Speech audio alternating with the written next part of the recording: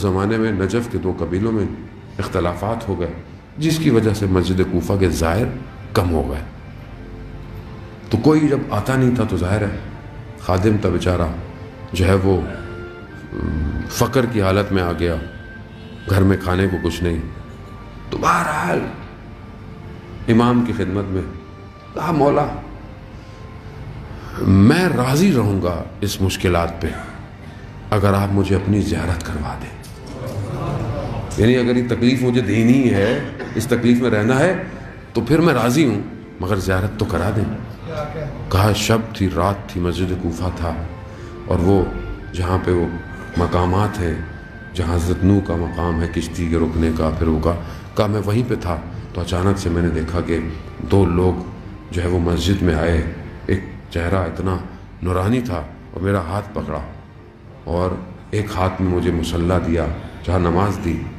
اور وہ جہاں مولا متقیان قضاوت کیا کرتے تھے اس قضا کے مقام پر مجھے لے گئے، کہا کہ مصلی بچھاؤ، کہنے وہ بچھایا، بڑا نورانی سا مصلی تھا، اس ہستی نے نماز پڑھی، نور اتنا تھا کہ میں دیکھ نہیں پایا چہرے کو۔ جیسے ہی نماز ختم ہوئی تو اچانک سے ایک کرسی لگ گئی اور امام اس پہ تشریف فرما ہو گئے، اور میری طرف کہا کہ جو تم نے کہا تھا، جو تم نے حاجت کی تھی وہ تو پوری ہو گئی، اور کیا مانگتے ہو؟ خوب یہی حاجت تھی کہ زیارت ہو جائے، خوب یہ تو پوری ہو گئی، اور کیا مانگتے ہو؟ کہا مجھ سے اس جلوے کو دیکھ کے کچھ بولا ہی نہیں گیا، کچھ مجھ سے کہا ہی نہیں گیا، اور اچانک سے میں نے دیکھا کہ مسجد کوفہ میں وہی تاریکی ہے جو تاریکی تھی۔ عزیزان محترم، تمنا کرنا امام کی یہ بہت مہم ہے،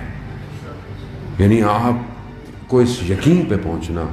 کہ ہمارا امام، ہمارے وقت کا امام حاضر ہے۔ جب آپ کو پتا ہو کہ صاحب زندہ ہے، آپ کا صاحب آپ کے سر پہ ہاتھ رکھے ہوئے ہے، تو پھر خوف کیسا؟